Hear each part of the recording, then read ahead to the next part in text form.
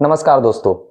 आज हम लोग झारखंड की मिट्टी के बारे में पढ़ेंगे, ठीक है। और पहला क्लास हम कर चुके हैं और वो झारखंड का परिचय था। उसमें हम लोग सारा जिला के बारे में देख लिए कि कौन जिला कहाँ पे है, कौन बड़ा जिला, छोटा जिला, उत्तर से दक्षिण की लंबाई, पूरब से पश्चिम की लंबाई, सारा कुछ हम वो क्लास में बता चुके हैं। अगर वह पहला क्लास आप नहीं देखे हैं तो जाके आप पहला क्लास पहले देख लीजिए, फिर ये वीडियो आपको अच्छा से समझ में आएगा। और ये झारखंड की मिट्टी झारखंड का हर एग्जाम के लिए जरूरी है। प्रत्येक एग्जाम में लगभग एक दो क्वेश्चन देखने को मिल जाता है, तो आराम से आप लोग देखिए। तो झारखंड की जो मिट्टी है, हम यहाँ पर मैप में इसको दर्शाने का कोशिश किए हैं, ठीक है। देखिए, झारखंड का मिट्टी को दो भाग में बांटे हैं, एक होता है टाड़, एक होता है दोन। तो टाड़ का मतलब ऊंची भूमि, जो ऊंची भाग का भूमि होता है उसे बोलते हैं टाड़, और जो नीची होता है उसको बोलते हैं दोन, ठीक है। टाड़ दोन, ठीक। झारखंड का जो मिट्टी होता है इसे अवशिष्ट मिट्टी कहा जाता है। तो पूछा जाएगा कि झारखंड का मिट्टी का नाम क्या है, तो अवशिष्ट मिट्टी। क्या नाम है इसका? अवशिष्ट मिट्टी, ठीक है।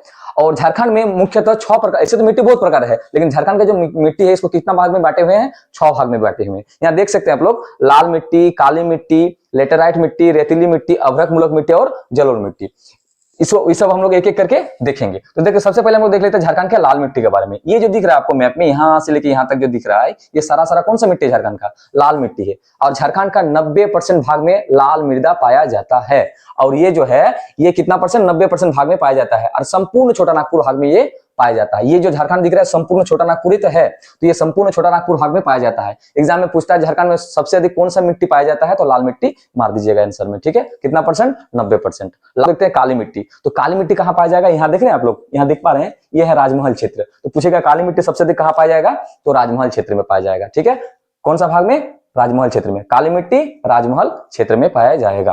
और ये जो काली मिट्टी है इसे रेगुर मिट्टी भी कहा जाता है, याद रखिएगा। कौन सा मिट्टी? रेगुर मिट्टी। इस मिट्टी में कपास की खेती होती है। तो पूछा जाएगा कि कपास के लिए कौन सा मिट्टी सबसे अच्छा मानी जाती है, तो काली मिट्टी, ठीक है। और जल धारण क्षमता इसके अधिक होती है। तो ये भी पूछा जा सकता है कि सबसे अधिक जल धारण या नमी धारण क्षमता सबसे अधिक कौन सा मिट्टी का होता है, तो काली मिट्टी, याद रखिएगा, ठीक है। नमी धारण का मतलब होता है कि जैसे मान के चलो हम इधर से रख देंगे, एक गेहूं रख देते हैं इधर से, इधर से रख देते हैं आटा, तो पानी जब हम लोग उसमें देंगे तो पानी किसमें नहीं डगरेगा, तो गेहूं जो आटा है ये पानी सोख लेता है। तो बस आटा ही की तरह काम करता है ये कपास, जो ये काली मिट्टी है, ठीक है।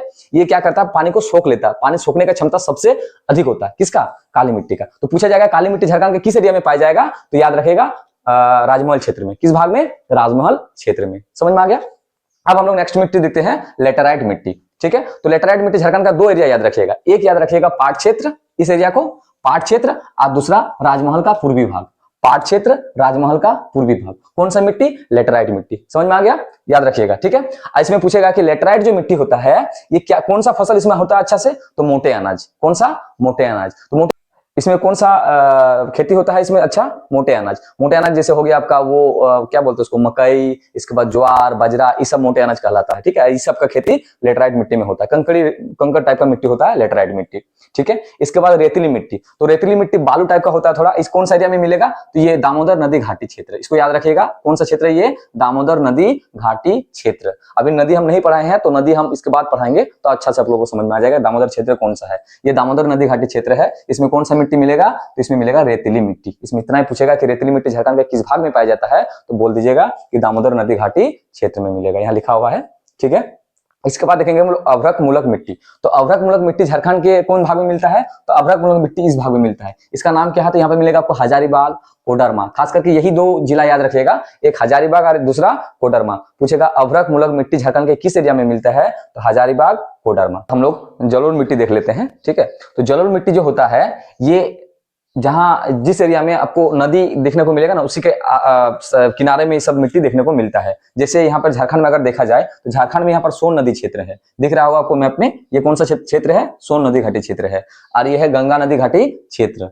ये दोनों एरिया में आपको झारखंड का जलोढ़ मृदा देखने को मिल जाएगी। जैसे हो गया सोन नदी क्षेत्र हो गया एगो, और एक हो गया गंगा नदी घाटी क्षेत्र हो गया।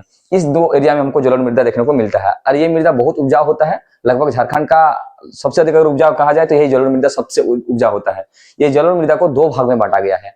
एक का नाम है खादर और एक का नाम है बांगर। जो खादर होता है इसे, ये नया मिट्टी को खादर बोला जाता है और पुराना को बांगर बोला जाता है। याद रखिएगा, नया वाला को खादर और पुराना को बांगर कहा जाता है। और पूछा जा सकता है कि सबसे ऊंचा दोनों में से कौन सा होता है, तो नया वाला जो होता है खादर, ये सबसे ऊंचा होता है और बांगर वाला उतना उपजाऊ नहीं होता है। जो था ये झारखंड का पूरा मिट्टी के बारे में है। हम जितना अच्छा से हो सका इसको अच्छा से इसी में बताने का कोशिश किए हैं, ठीक है, ताकि ये अच्छा से आप लोग को समझ में भी आ जाए और सारा चीज बता चुके। क्लास 2 है, ठीक है। ऐसे ही वीडियो आपको लगातार मिलता रहेगा, आप लोग चैनल के साथ बने रहिएगा, ठीक है। नमस्कार, जय हिंद।